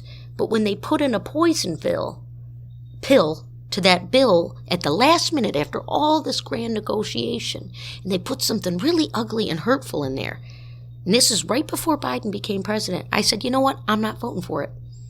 I'm not voting for it. Why? Because I want to show you, before the Trump party takes power of everything, the House, the Senate, they have the Supreme Court, and the presidency, that I'm not just rolling over on values. Because all I have as a voting member, Kermit, is my vote and my voice. And that makes the difference right there. we got to take a quick break. Okay. So when we come back, we're going to come back to Congresswoman from the 11th Congressional District, Congresswoman Haley Stevens. Thank you. We'll be right back.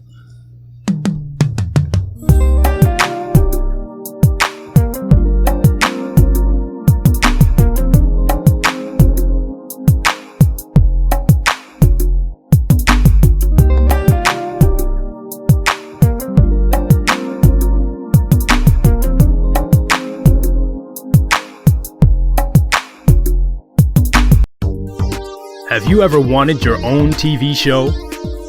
Have you dreamed of showcasing your talent for the world to see? Well, now you can. Have your own TV show. You can have your own 30-minute show. Not only will you be seen in the Detroit area, but you can be viewed worldwide. For more information, call 313-868-6612. Visit our studios and receive a free TV interview to promote your business, church, or organization by appointment only. Every Monday through Friday from 12 noon to 3 p.m., it's the Tavis Smiley Show on WHPR TV and Radio 15.2. Also seen on Roku, Fire Stick, Apple TV, iPhone, and Android. That's the Tavis Smiley Show on WHPR TV and Radio. Download the WHPR TV app for iOS, Android, and Roku. The Tavis Smiley Show, distributed by R.J. Watkins Studios. Reverend Jim Holly's International Ministries introduces 2 new publications. The Spirit Speaks, 365 Days in Quotation of Affirmation, and A Saved City is a Safe City. Resources and Bible classes around the country. Purchase your book today for $14.95 or receive both for only $27.95. Call her right now while supplies last. Reverend Jim Holly, 258 East Milwaukee Street, Box 27, Detroit, Michigan, 48202 or 313-871-2800. Justice for Mario Willis. Truth. Facts. Evidence. Matter. Log into justiceformariowillis.com. Read for yourself.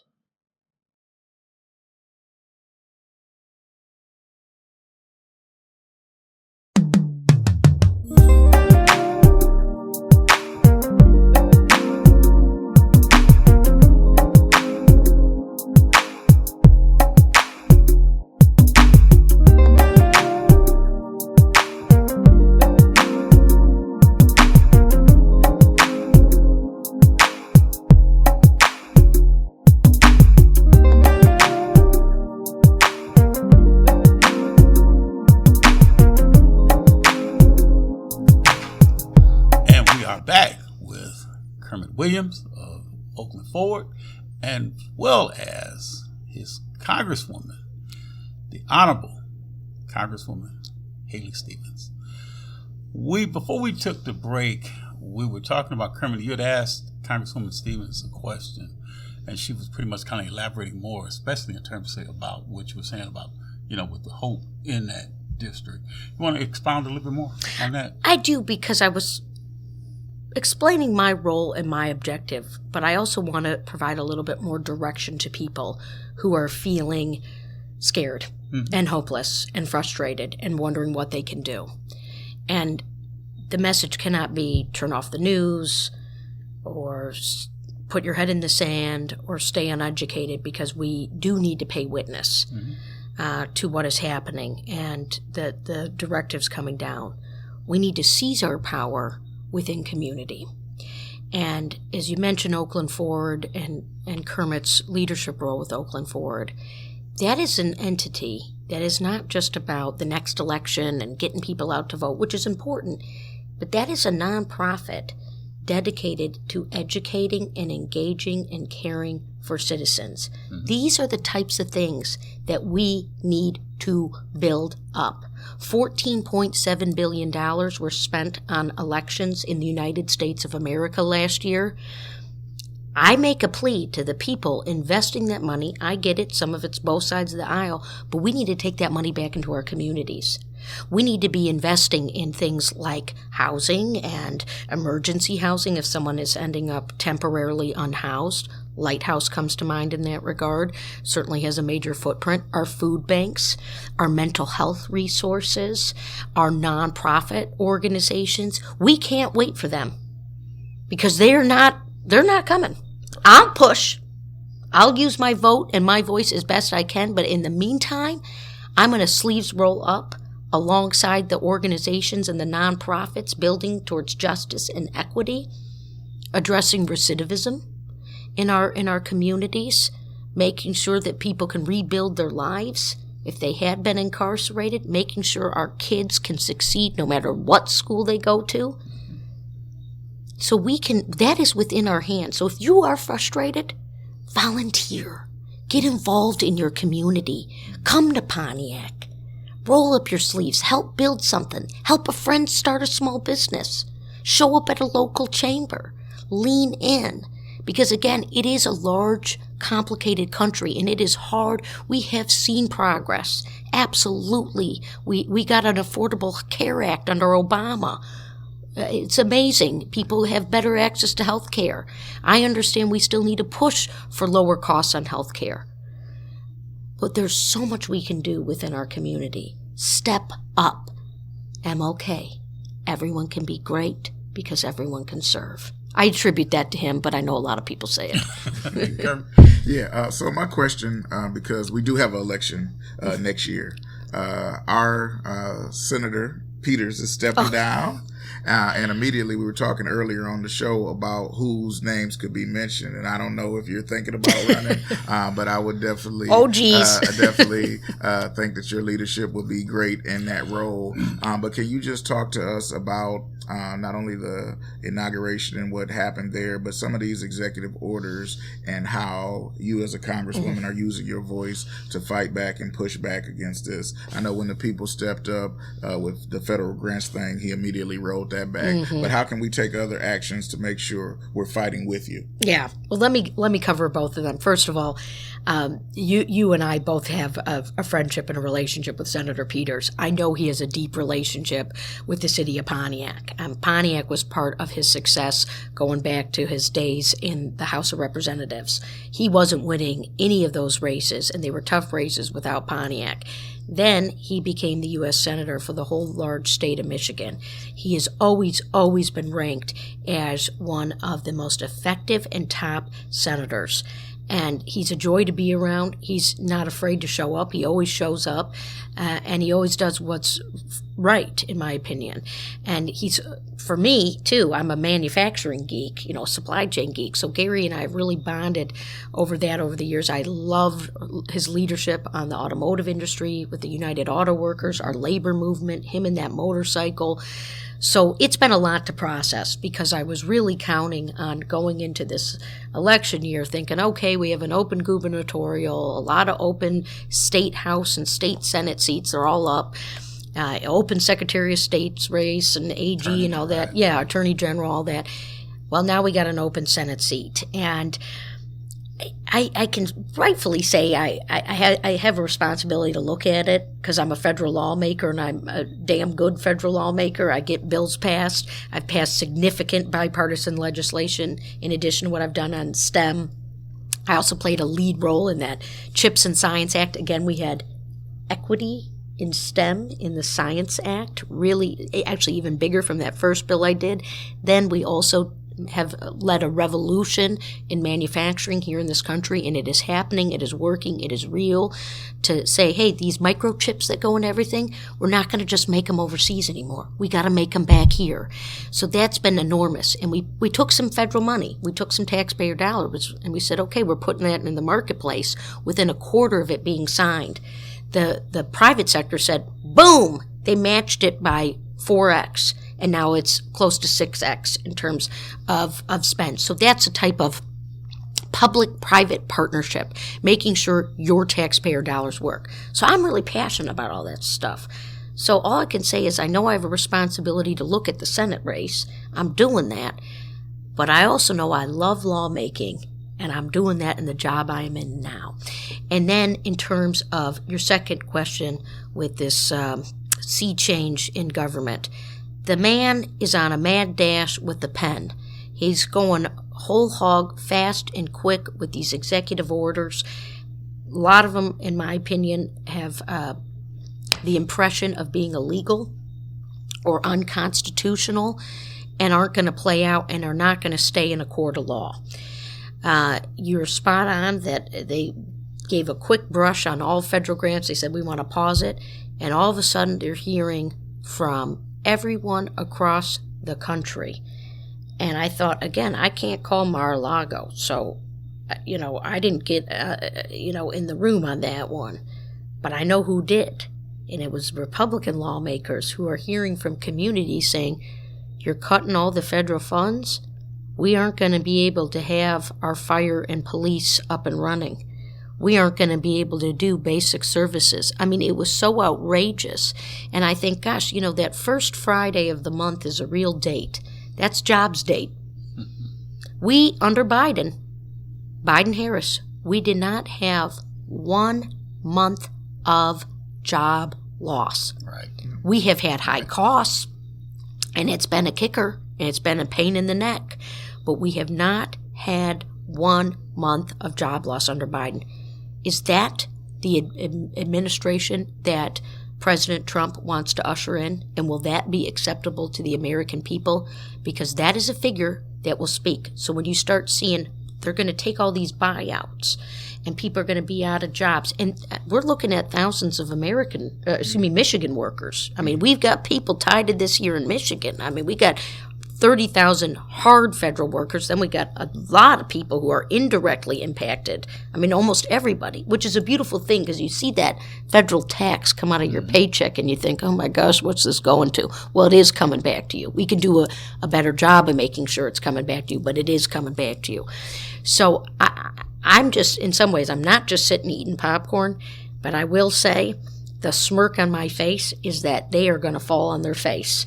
We are not going to stand for it, and we are going to blow the whistle. We're going to communicate. We're going to make sure that, I'm taking in a lot of outreach, but I'm also reaching out to stakeholders. Our federal government employees union, they've got an office here in Michigan. I just told my chief of staff, I said, I'm going on this podcast. I got to get my Schoolcraft water bottle out, but we got to get that outreach going. Right. And let's you get a chance to kind of, drink your refreshment. But we're going to take another break. And when we come back, we're going to be joined by none other than the station president, R.J. Watkins. We'll be right back shortly.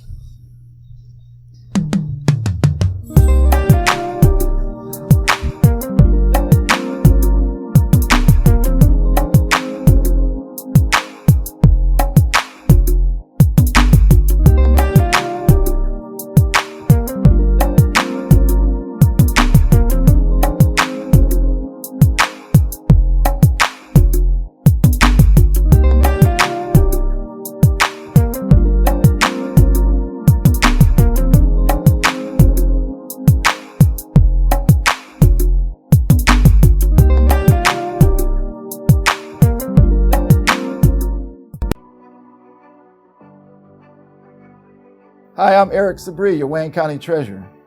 Are you living in the home of a deceased family member and you're facing property tax foreclosure, or maybe you know someone who's in the same situation?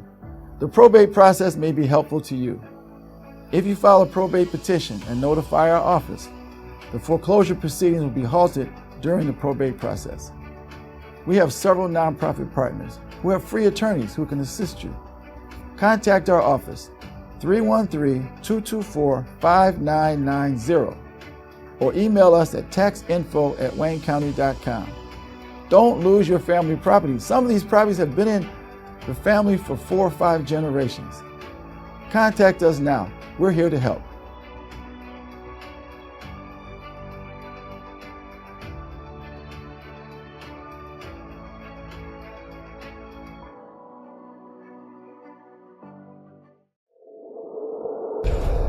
Justice for Mario Willis. Truth. Facts. Evidence. mattered. Log into justiceformariowillis.com. Read for yourself.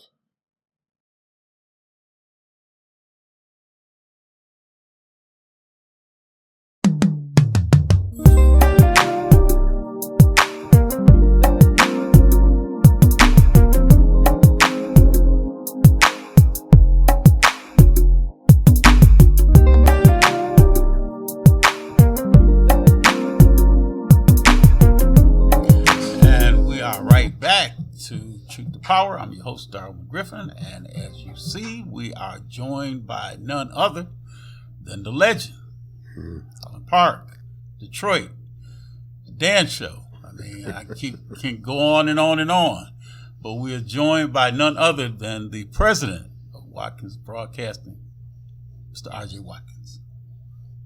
Good evening. Good to see you. Welcome. This is a treat. Oh, wow. Thank you so much. Well, you know, it kind of gives us an opportunity to go and let you know you are very, very special to the station, to all of us that make this production work. And that's one of the reasons why when I had mentioned to President Watkins that you were coming on the show, he said, oh, we got to make sure we roll out the red carpet. So, you know, and he doesn't do that with everybody. So I'm going to let you know, you get, like I said, you're getting special treatment from the station because we've had a lot of heavyweights. You have. On the show. You've had a lot of heavyweights come through but here. But it wasn't complete until we had you. I know, we've been talking about this for a while. We have been. And I've got to tell you, at first, when we first talked about this, and it was in passing at an event, this was years ago, actually, I thought you were talking about a podcast. I go, no, this is TV. Right. They not only get to hear you, they get to see you, right. Which is nice. Absolutely. I like the TV show. Well, we want to definitely invite you to come back on again. Oh, I'll be on. We want you to be a regular guest. That'd be lovely. On the show. Yeah. And Mr. Watkins has a little something he wants to give you to kind of tell you just how much. Yeah, I'm just honored to have you here.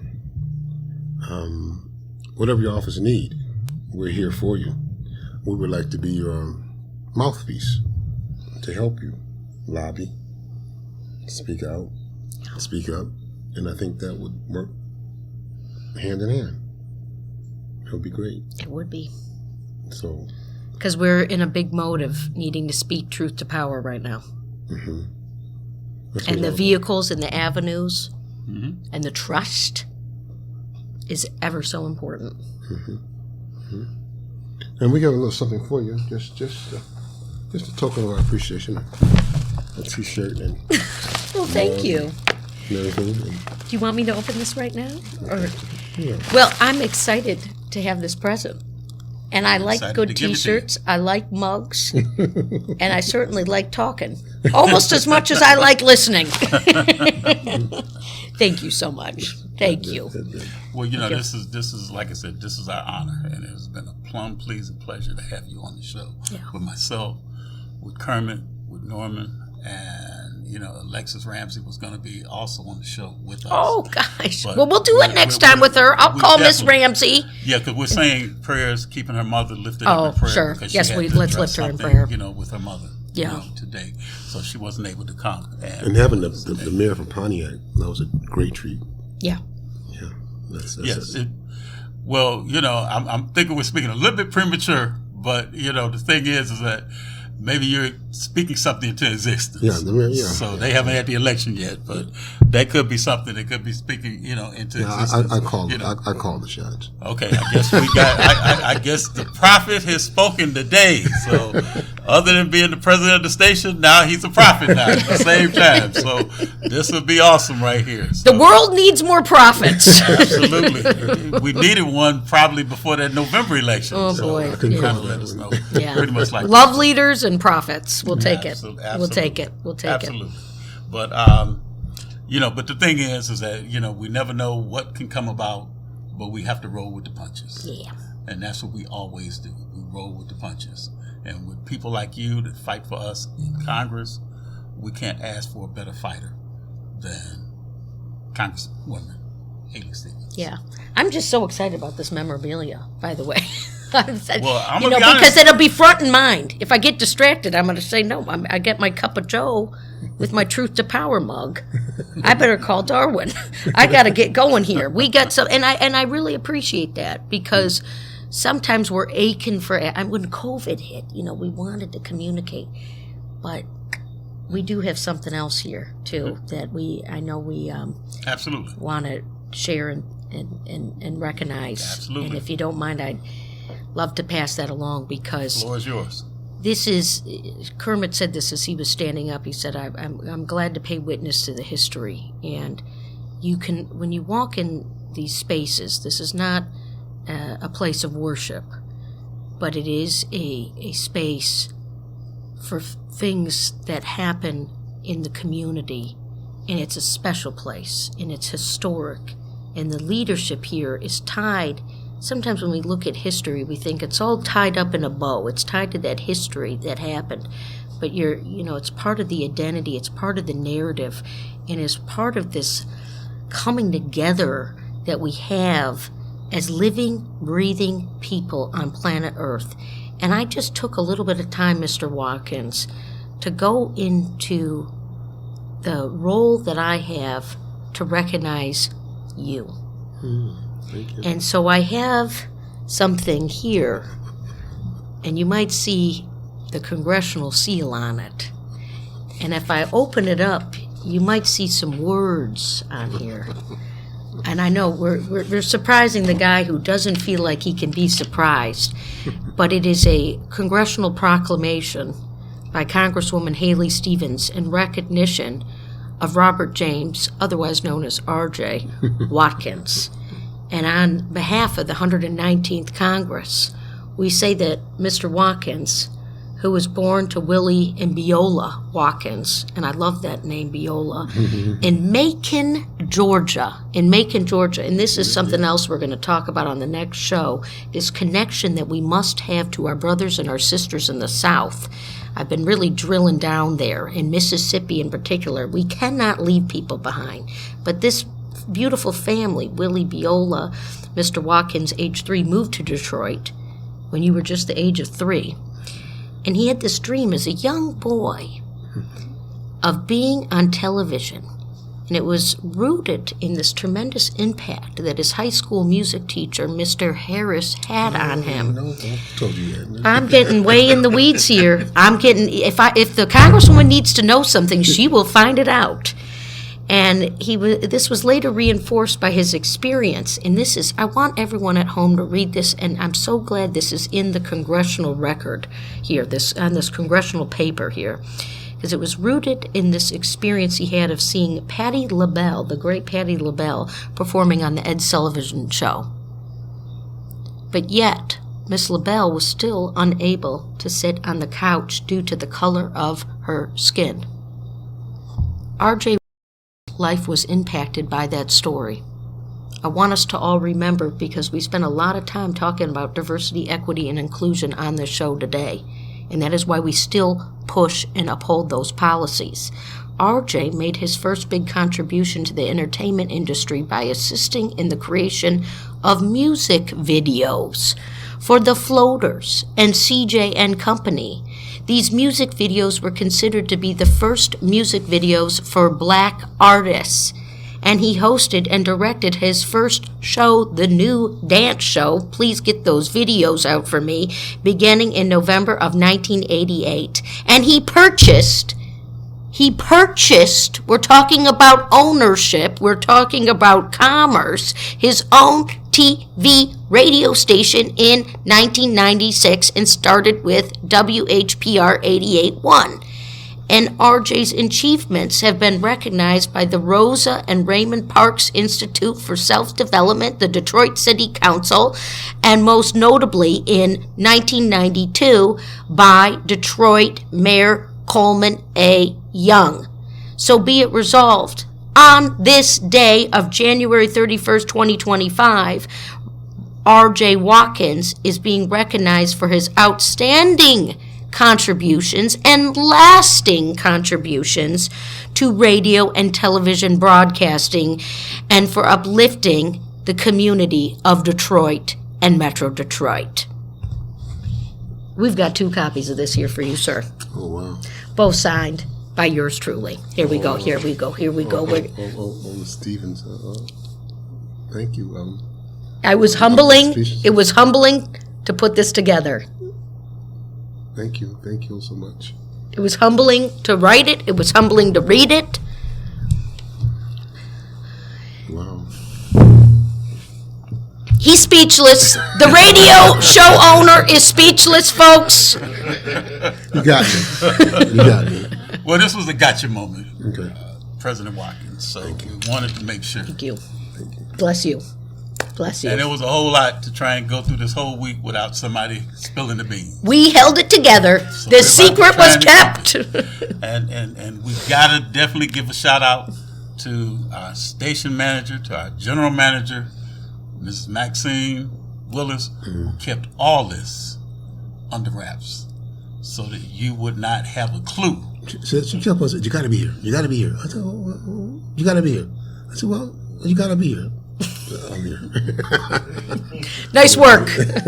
Well, again, we definitely want to let you know how much we appreciate you, RJ, and we couldn't have thought of any better way to show you our appreciation than to have Congresswoman Stevens here to go and let you know just how much you appreciate it. I thank you from the bottom of my heart.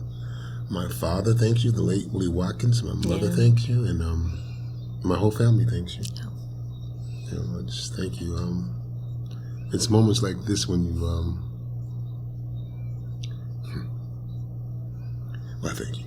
Yeah, God brings us together. Like I said, it's not a place of worship in here, but we can take a minute to recognize. Well, we definitely want to make certain, Congresswoman, that you will come back and come back and come back. Yeah. I was trying to say, it's moments like this to know you appreciate it means so much. Yeah. Sometimes people take things for granted, and especially your family. Yeah. And to be recognized and to feel it. This is just not a ceremony to say, "Hey, I feel this." Yeah. And I thank you. And others need to feel it too. Yeah. And we can see, looking at your expression, that this is something that hit, and it was heartfelt. You made this happen, and we can't thank you enough for making this happen. So again, on behalf of Watkins Broadcasting, RJ Watkins, Tim Smith, everyone else, we want to make certain that you are always going to have a place here at this station for whatever you decide. Whatever you do, wherever you go, regardless of your future, you will always have a home here to announce anything. It was my first on the record that we got this open Senate seat, so I think that's also kind of special too, or unique. And I told Darwin, I said, let's clip that. Let's make sure people know where I'm taking the questions from, where we're building the narrative. And to everybody in the community, let's continue to do good together. Absolutely. We are signing off on this episode of Truth to Power, and I want to thank everyone for making this day and making this episode historic. Norman Clement, Kermit Williams, RJ Watkins. The great RJ Watkins. Great. And the honorable, the awesome, and the illustrious, as Kermit said, Congresswoman Haley Stevens. Thank you again. Thank you. For coming on Truth to Thank Power. you. We will definitely let you know when she is going to be back, and we will give that broadcast, and it'll be a clarion call when Congresswoman Stevens comes back on Truth to Power. Have a great rest of this afternoon. Thank you.